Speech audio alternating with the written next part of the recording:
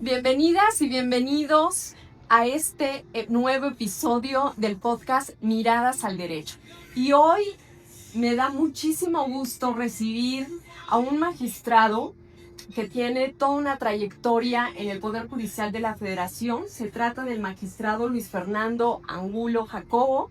Él estuvo más de 31 años en el Poder Judicial de la Federación. Qué gusto tenerlo aquí. Entiendo que hasta el 30 de diciembre estuvo todavía en el tribunal. Hola, Erika. Gracias por la invitación y los felicito por este nuevo proyecto y por toda la labor de difusión que ha usted propiciado en beneficio del Poder Judicial de la Federación y obviamente del pueblo de México. Magistrado, sabemos que cerró su ciclo en el Poder Judicial ante las circunstancias el 30 de diciembre. Y antes de que comencemos a platicar de temas que usted domina muy bien, como son el tema de la suspensión, del amparo, del nuevo perfil de las personas juzgadoras, sí me gustaría preguntarle cómo ha sido esta transición, cómo a toda una vida dedicada al Poder Judicial de la Federación. Muchas gracias, Erika. Sí, causé baja el día 30 de diciembre, trabajé hasta el 29 de diciembre de 2024 y ha sido para todos, para un servidor y para todos los compañeros y compañeras, pues un tránsito muy difícil porque en principio era un cambio de plan de vida que no teníamos programado y que no queríamos tampoco. Nosotros teníamos en el diseño que usted bien conoce, un sistema de designación en el cual una vez siendo designado titular, juez de distrito o magistrados, aquellos que llegaron directamente a ese cargo, a los 6 años se evaluaba el desempeño y si este era positivo conforme a los principios de la carrera judicial, imparcialidad, objetividad, excelencia y demás, se emitió una resolución del Consejo de la Judicatura en la cual se determinaba la inamovilidad del funcionario judicial, del juez o magistrado, y a partir de ahí solo podíamos ser separados por causa grave probada en un procedimiento donde podíamos defendernos y los momentos de salida eran a partir de los 65 años de edad, en el cual a partir de los 65 podía operar la jubilación voluntaria y a los 75 años de edad la obligatoria. Esto es, quisiéramos o no, provocaba la baja del funcionario judicial, pero entonces teníamos, en cuanto al tiempo, pues planes de vida de algunos, como era mi caso, yo pensaba irme a los 65 años, otros compañeros decían, pues yo me iría hasta los 75, y en mi caso, pues yo causé baja a los 52 años de edad, y hay muchos supuestos, algunos que ya contaban con la edad para superior a los 65 años, pero el grueso de compañeros no tenía esa edad y hay un gran número de jueces y magistrados que no tienen condiciones para jubilarse, incluso porque pues, algunos tienen 30 y tantos años de edad. Entonces esto ha sido duro porque es algo que no buscamos, obviamente que no queríamos y en principio dejar de pensar como funcionario judicial es bien complicado y abordar otras áreas del ejercicio profesional pues tiene su gracia porque seguimos pensando como lo hacíamos. En mi caso pues, fui servidor público 31 años de edad, entonces es una transición que requiere de mucha apertura, de mucha madurez para poder superar este trance tan complicado para todos y poder renovarnos y encontrar otro proyecto de vida que satisfaga las necesidades profesionales y personales e incluso familiares. Y además, sí, adicional a eso, sumándole que hay pues pusieron como algunas restricciones para que ustedes libremente puedan ejercer. Así es. La restricción ya existía en la anterior ley orgánica y en la Constitución y incluso antes era más amplia, eran 2 años en el ámbito federal. Ahora son 2 años en el circuito donde causamos baja. Está flexibilizado, pero antes, como eran retiros programados, pues permitía que los compañeros vieran satisfechas sus necesidades futuras económicas y realmente la mayoría no se dedicaba a otra rama del ejercicio profesional, sino que se dedicaban ya a la academia o incluso algunos pues a cuestiones personales, ¿no? Claro. Entonces ahorita el tema es que causamos baja personas muy jóvenes, algunos que apenas empiezan su vida familiar con hijos pequeños, con escuelas que pagar. Entonces esta restricción es complicada porque se da en el circuito donde causamos baja, donde regularmente pues es donde conocemos gente, donde tenemos nuestros hogares. Movernos a otro lado pues implica una serie de gastos y tal vez de falta de contactos, de conocidos que puedan abonar a que podamos desempeñarnos en otra función. Y ahorita que usted mencionaba, pues todo en la carrera judicial que tiene magistrado, eso me hace preguntarle cómo fue el proceso para ser magistrado, porque no fue de un momento a otro, es toda la construcción de aprendizaje. Así es, pues en estos 31 años yo inicié, como iniciábamos la mayoría, como meritorios, sin nombramiento, y empezábamos a integrar expedientes y demás, y hacíamos méritos para que cuando se diera una oportunidad, regularmente de oficial administrativo, en ese tiempo oficial judicial, pues fuésemos considerados, pero aprendíamos a hacer acuerdos, resoluciones no tan complejas, y había como una cierta cantera que permitía incluso a los titulares pues no batallar en la selección para ocupar vacantes, porque ya tenían un grupo de estudiantes regularmente que estaban ya capacitados para asumir esas tareas del personal de apoyo. Ahí estuve 10 meses como meritorio, posteriormente fui 4 años oficial judicial, después fui actuario en un tribunal unitario de circuito en Mazatlán, luego fui secretario de juzgado ahí en Mazatlán también, que era el asiento del 12º circuito en Sinaloa. Posteriormente fui secretario de tribunal colegiado ahí mismo en Mazatlán, y de ahí pasé a la Suprema Corte cuando el señor ministro Juan Silva Mesa me dio oportunidad de ingresar a la primera sala. En la primera sala estuve 8 años como secretario de Estudio y Cuenta, conociendo asuntos de sala y de pleno, y posteriormente fui asignado juez de distrito, me escribieron a Jalapa, Veracruz, y posteriormente fui cambiado a la ciudad de Tepic, Nayarit.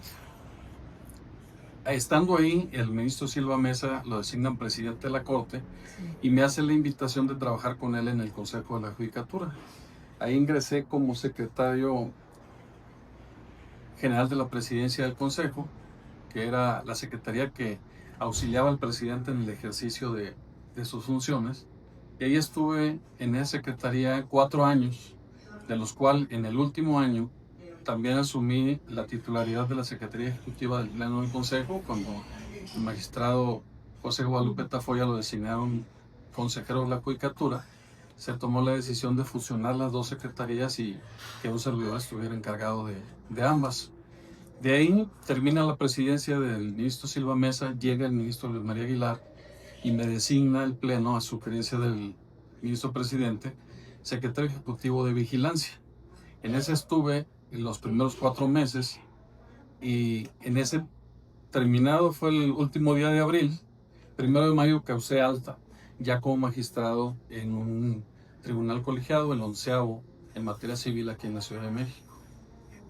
Posteriormente, así rapidito, fui cambiado aquí mismo a un tribunal colegiado auxiliar. Posteriormente estuve en 2 tribunales colegiados en la ciudad de Querétaro, que es el 22º circuito, y después regresé al primer circuito, comisionado al 8º tribunal colegiado en materia civil, y posteriormente al 2º tribunal colegiado en materia civil, donde causé baja. Magistrado, y toda esta trayectoria es pues la sumatoria no solo de conocimientos, ¿no?, sino también de una sensibilidad a la hora de ver cada uno de los asuntos. Si pudiera profundizar en por qué es tan importante no solamente creer que sabiendo de leyes es suficiente. Sí, Bueno, es importante este tema, sobre todo porque hemos transitado otro sistema de designación y es importante que no olvidemos qué es lo que estamos abandonando y que puedan también evaluarlo los estudiantes de Derecho, por ejemplo, que al final son los que van a crecer profesionalmente con el nuevo sistema de designación. Este sistema de designación, que es de carrera judicial, pues fue implementado en la reforma que tuvo el Poder Judicial, una reforma importante en diciembre del 94, donde se modifica la estructura del Poder Judicial, se fortalece la Suprema Corte y le apuesta el Estado mexicano a un sistema denominado carrera judicial, en el cual pues yo iba empezando como oficial judicial y me tocó verlo desde el inicio, que implicaba pues que se privilegiaba el mérito sobre la designación. Se establecieron ciertas categorías de carrera judicial y se fortaleció, ya existía como un instituto de especialización, pero se fortaleció la escuela judicial, el Instituto de la Judicatura Federal. Entonces, por un lado,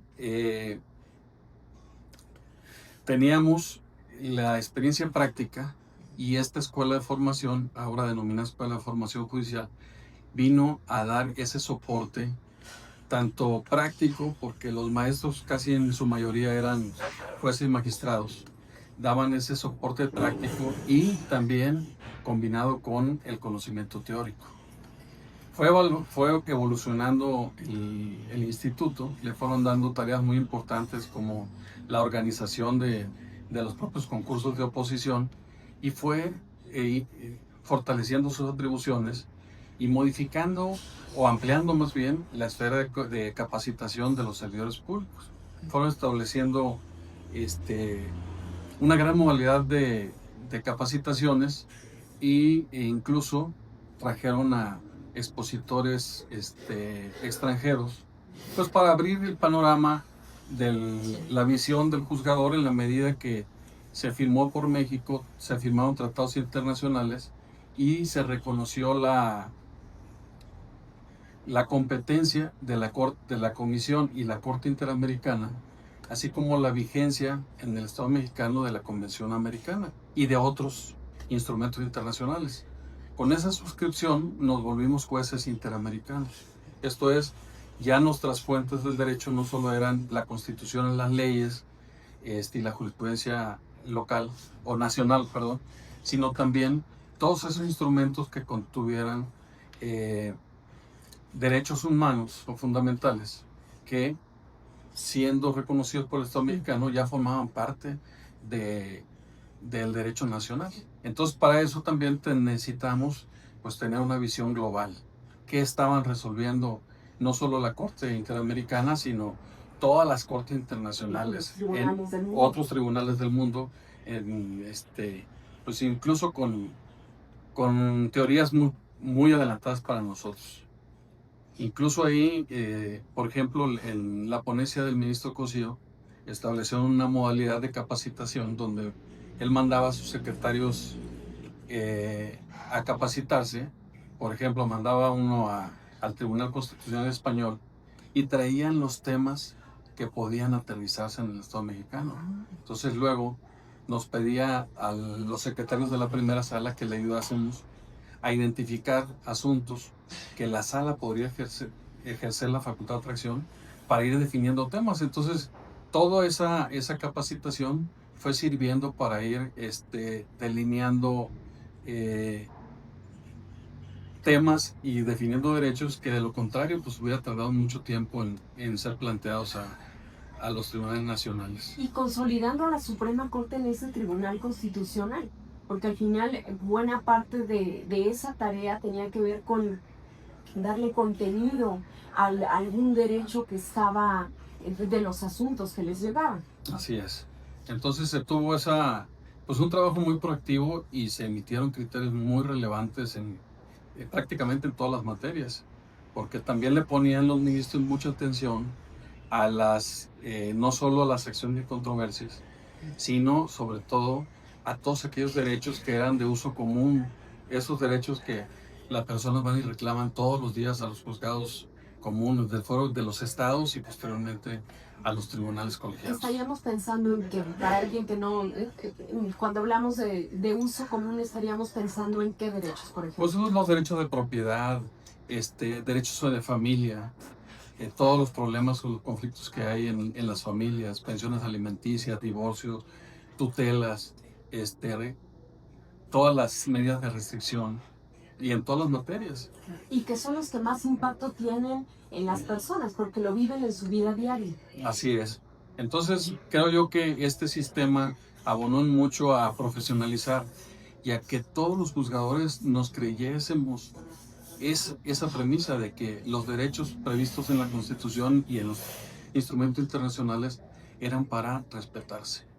Por eso veíamos a jueces muy, muy, muy valientes que, aún a riesgo de su propia vida o de su libertad o del cargo, sostenían sentencias que no eran muy populares, porque los derechos no son necesariamente muy populares hasta que los queremos defender por nosotros mismos.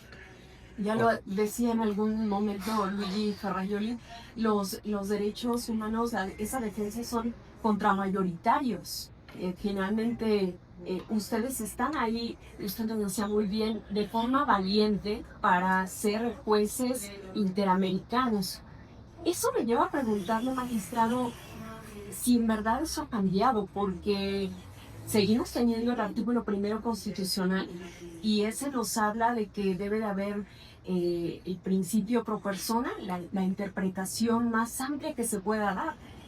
Pareciera que, aunque efectivamente hay un cambio radical en el sistema, sigue habiendo esta obligación para las nuevas personas juzgadoras que vengan. Así es. Escuchaba el día de ayer una entrevista que llevó a cabo Miguel Carbonell. Le preguntaban si existía todavía ahorita en la Constitución una división de poderes. Y decía Miguel, bueno, en la Constitución sí está. Tenemos un poder judicial, un poder ejecutivo y un poder legislativo. Dice, todos los instrumentos están dados, pero en la realidad pues no existe, porque está el diseño, pero al final, si es un partido el que controla todos los órganos, pues aunque en la Constitución esté previsto, pues esto es semántico.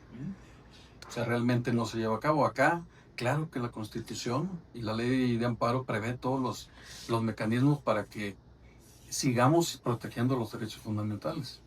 Lo que sí se ve mermado ya es la independencia del juzgador. ¿Sí? Eso, y aunque estén los instrumentos, pues en la realidad no es exactamente lo mismo.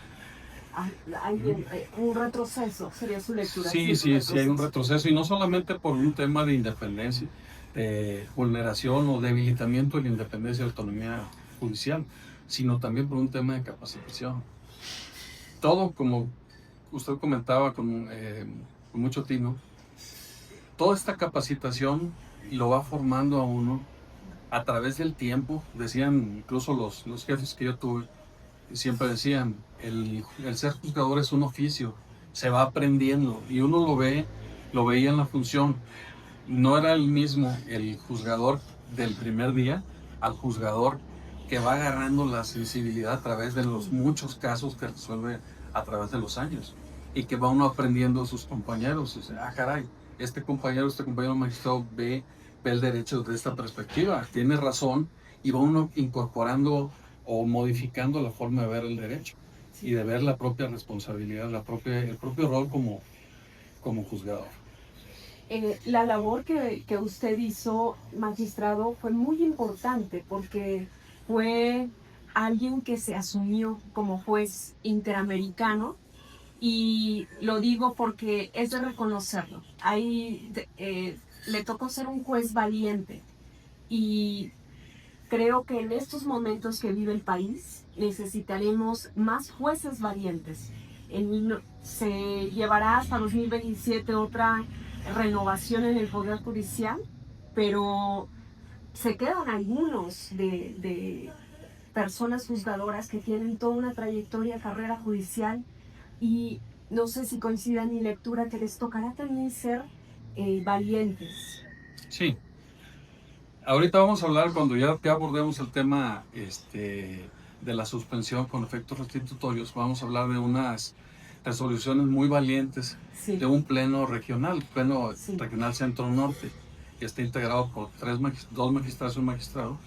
La, una magistrada y dos magistrados, la magistrada Olga Streber, el magistrado Miguel Bonilla y el magistrado Samuel Meraz Lares. Samuel Meraz. Sí, ellos ahorita acaban de emitir un fallo que se acaba de publicar. Lo emitieron en abril y acaba de entrar en vigor. De criterios. Una contradicción de criterios muy valiente en ese sentido, donde dice, bueno, está bien, en la prisión preventiva ya se estableció una ampliación en el 19 constitucional. Sí, con la reforma del 2024 de diciembre de 2024. Y se dijo que nadie puede interpretar en contrario, dice, pero la Constitución se interpreta en forma armónica. Y en forma armónica, ¿qué dicen los principios de la Constitución? Que los derechos son progresivos, jamás regresivos.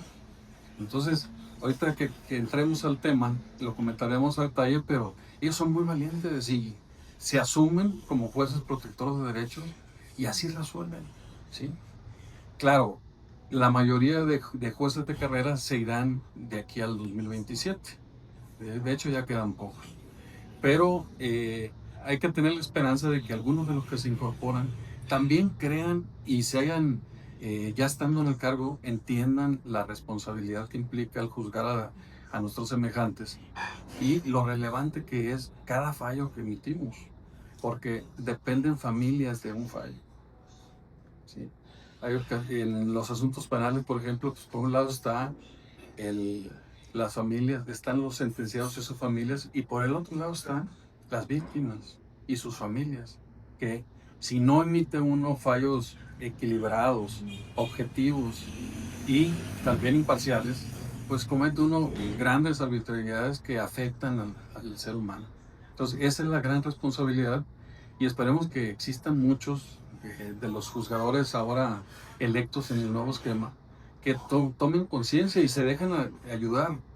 Es evidente que el que viene de fuera, no conoce muchos aspectos técnicos del amparo, muchos aspectos, pero todavía están todo el equipo de apoyo, secretarios, oficiales, actuarios, que sí saben hacerlo.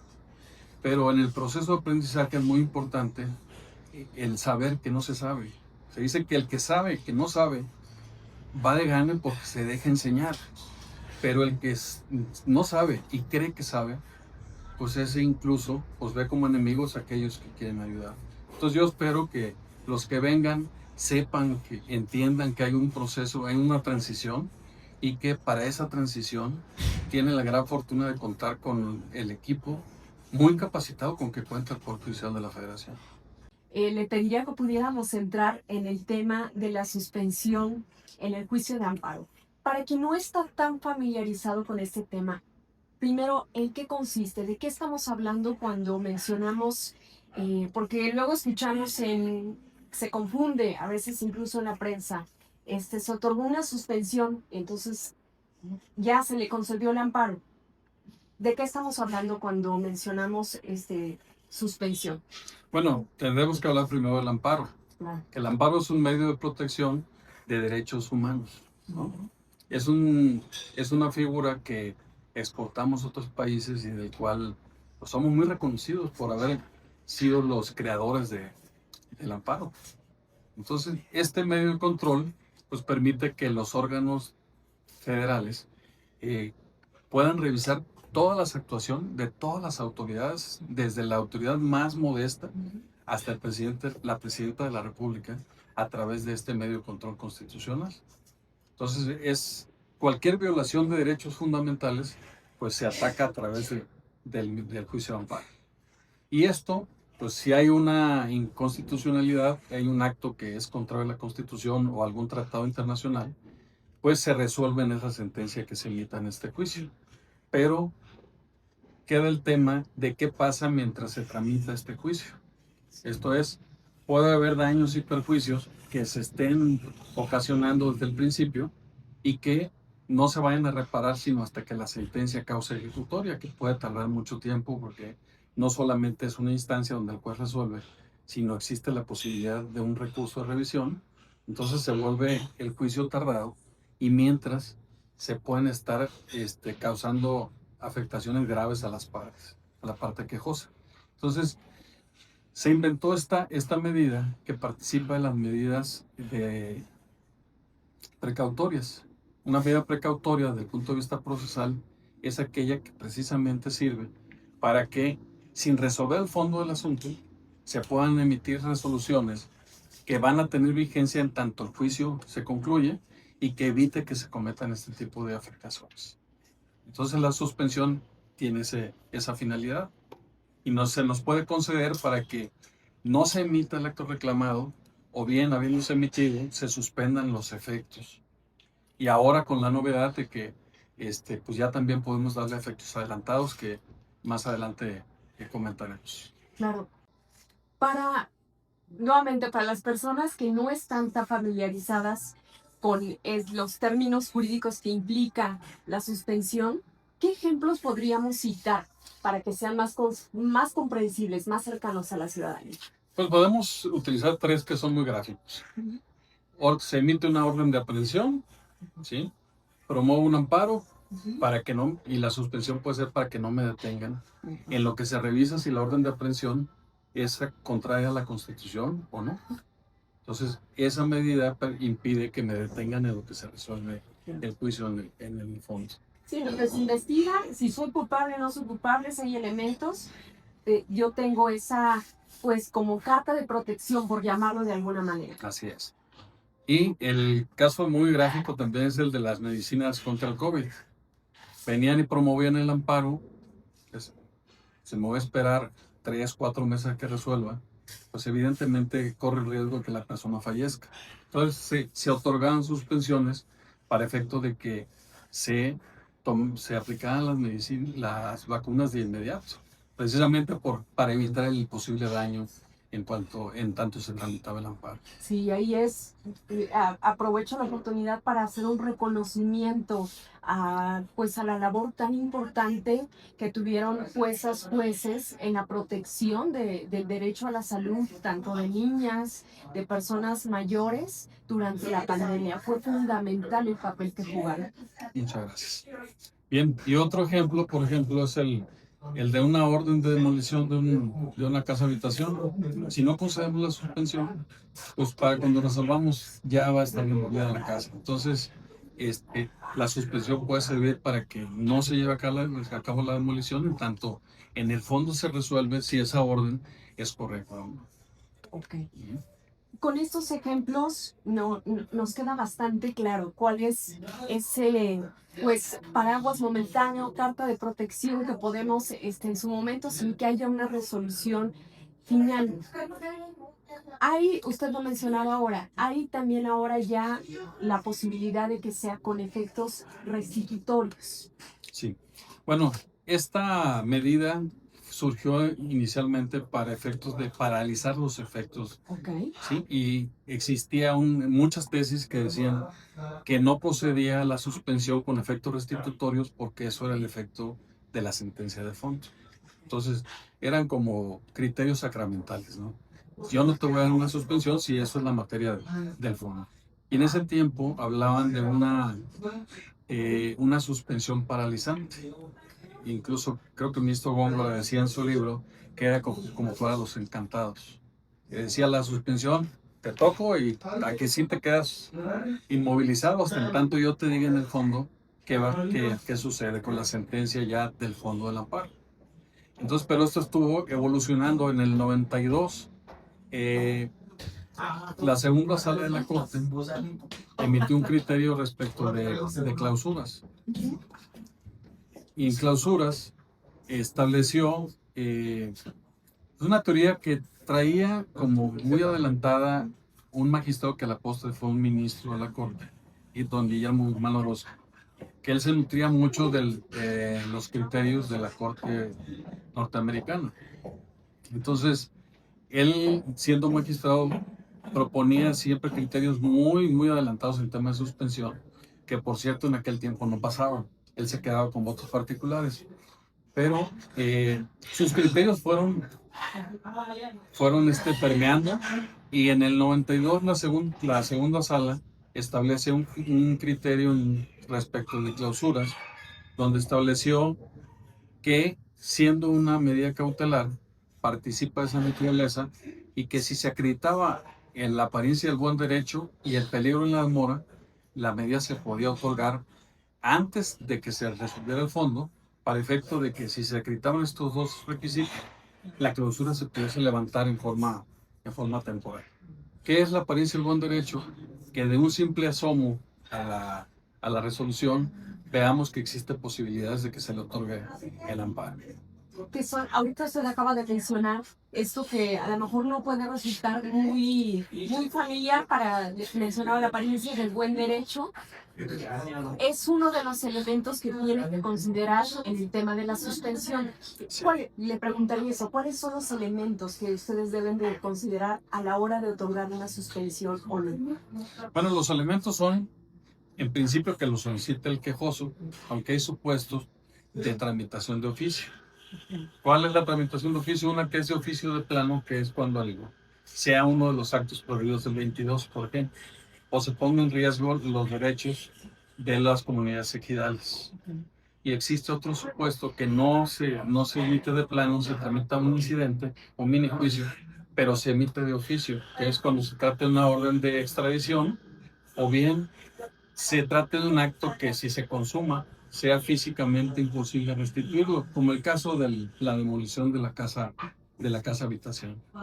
Pero regularmente es que lo solicita el quejoso, que no sea contrario al orden público y al interés social. El orden público es que la propia norma, existe una norma que lo prohíbe, como el artículo 129 de la Ley de Amparo, que establece una serie de supuestos donde la suspensión es improcedente y que no afecte el interés social. Esto es que la medida no ponga en riesgo a la colectividad. Nos hacía hace un momento como la relatoría, que es tan importante respecto a cómo ha ido evolucionando la suspensión para la comprensión en la que ahora se tiene. Y no quisiera dejar como cabo suelto entender en qué consiste la suspensión con efectos restitutorios, en qué le beneficia a la persona. Bueno, el efecto restitutorio es que no nos tengamos que esperar hasta que se dicte sentencia en el fondo para que la persona vuelva a gozar del derecho. En el caso de la clausura, pues de que pueda poner en funcionamiento su negocio. Es como si fuera un amparito. Un amparo adelantado. Un amparo adelantado. Así es. Pero sin que se haya resuelto de fondo. Exactamente.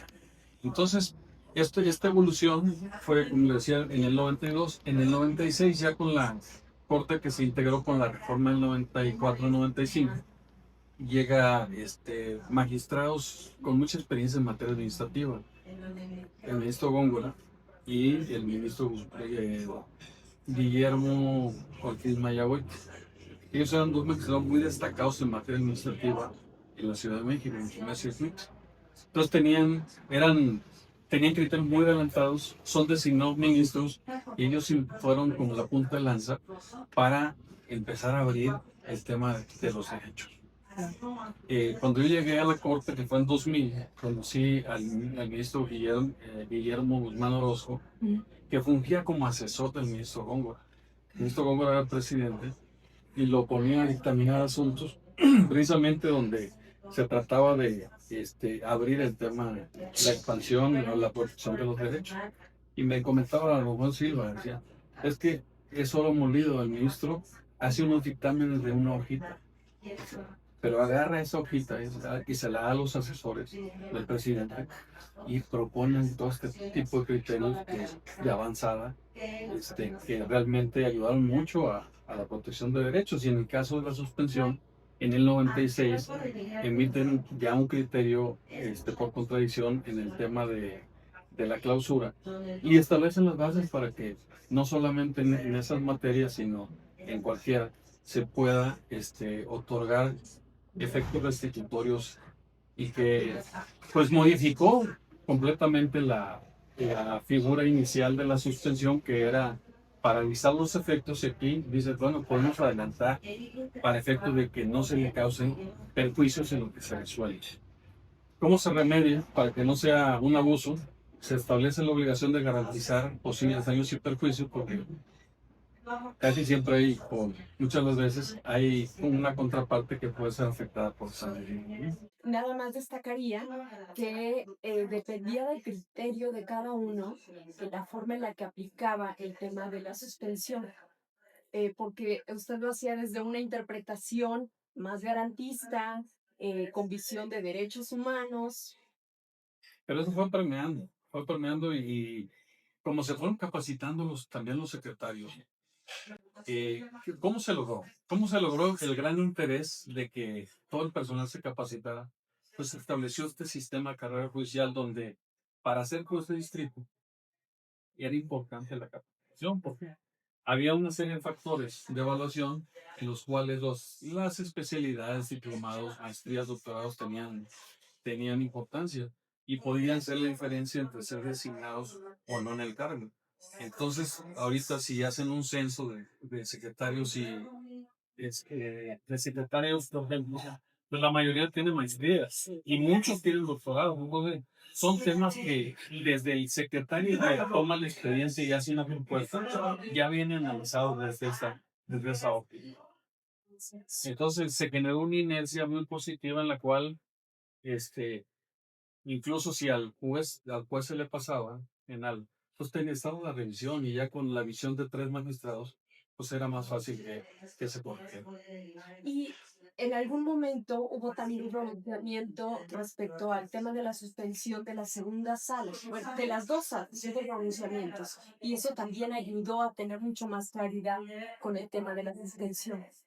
Sí, claro, se fueron delineando los criterios y el pleno fue estableciendo. Ahorita hay una jurisprudencia que comentamos en una charla con Miguel Carbonell, el magistrado Eustacio Salinas Wolver y su servidor. Salió en abril de 2023. Fue bajo la presidencia del ministro en retiro, Luis María Aguilar. Y en esa se dio un gran paso. Ese tema no lo ha tocado ya el Pleno, pero esa jurisprudencia en aquel momento, por contradicción de criterios, creo ya, dio pie a todas las que ha estado emitiendo el tribunal, el, el Pleno del Circuito Centro Norte, perdón, en materia penal, que ha sido con base en los movimientos que dio esta contradicción. Sí, en esta lo que dijeron es que se estableció una contradicción de criterios en la cual un colegiado dijo que no podía concederse la suspensión si era para el mismo efecto que se concedería en el fondo del asunto. Entonces la segunda sala dice, no, no, no, no, eso no es un criterio para resolverlo. El criterio es que se pueda otorgar la suspensión y si es que se niega o se sobresee en el juicio, se puede dejar sin efecto. Pero comentábamos en esa charla que incluso hay ocasiones, sobre todo bueno, ahí no solamente se establecen los efectos restitutorios conservadores, que es para que se paralicen los efectos, restitutorios, que es para que se adelante un derecho que ya se tenía, sino incluso de tutela anticipada, como es el caso de las vacunas. Sí, aquí no es un derecho que ya tenía per se, pero está la gravedad y la urgencia de la medida que adelantamos el crimen. ¿Sí? Y en ese tipo de casos, ya el fondo del asunto ya no tendrá mucho sentido, porque al menor de edad ya lo vacunaron, ya le pusieron sus vacunas. Entonces ya, ¿qué hacíamos en el fondo? Sobreseíamos, porque ya se había cumplido el objeto de protección. Ya no había nada que pudiésemos obtener nada más con una sentencia protectora. Pero entonces vemos que le damos a la suspensión pues un efecto más vivo, ¿no? Entonces es tal la importancia de esta medida que, como dice usted, se salvaron muchas vidas y que algunos podrán considerar que es una intromisión del Poder Judicial en una política pública. Pero si una política pública tiene repercusión en un derecho humano como es la vida, por supuesto que vía judicial se puede jalar. Para eso están los tribunales y para eso están las vías de acceso a la justicia. Y eso me lleva a preguntarle hacia dónde usted prevé que tendría que avanzar la suspensión? Pues esta medida creció mucho, creció al grado que se le daban efectos generales a la suspensión cuando se trataba de normas de carácter general. Esta fue modificada, como usted sabe, el año pasado, donde falta la reforma, no le puedes dar efectos generales, como se le da, van a ser efectos personales de solamente de quien promueve el juicio. Se trataba de cuando el acto reclamaba una norma general, era una ley. Como la ley es general, por eso se consideran efectos generales. Entonces se decía, sí, no obstante que lo promueve una persona, que fue el caso de la reforma judicial, que fue un tema debatido, se promueve por una persona y se establecen efectos generales. ¿Por qué? Porque si está cuestionada la ley, se decía, no puede aplicarse para uno y para otro, no. ¿Sí? Entonces veamos en el fondo, no se aplique la norma hasta en tanto en el fondo veamos si es constitucional o no. Entonces, eso fue lo que se limitó. Pero vemos que los jueces que sí creen en los derechos encuentran la manera de protegerlos. Porque no obstante toda esta limitante que se fue poniendo por esta legislatura, que fueron modificando incluso al grado de decir, mira, el 19 constitucional te lo voy a ampliar en los supuestos de prisión preventiva oficiosa y tú no puedes interpretarlo. Pleno regional centro norte dice, a ver, espérame, esa prohibición no le aplica al juez de amparo. El juez de amparo es tutelador de derechos humanos. Tenemos jueces todavía que creen en los derechos y que encuentran formas perfectamente justificadas para protegerlos. Y es sumamente relevante porque, por otro lado, como usted sabe, tenemos sentencias de la Corte Interamericana que no se han cumplido, determinaron la inconvencionalidad tanto de arraigo como en el caso de la prisión preventiva. Y el Estado mexicano, en lugar de cumplir, lo que hizo fue ampliar el catálogo en el 19 constitucional y decir, a mí no me interpretes, tienes que considerar todos estos supuestos como de prisión preventiva oficiosa. Entonces tenemos una medida enérgica porque en la propia Constitución se dispone de esto. Y por otro lado, tenemos la obligación de dar cumplimiento a resoluciones de un tribunal interamericano cuya competencia México aceptó y al aceptarla se sometió a su jurisdicción. Magistrado, pues muchas gracias. Muchas gracias por la invitación.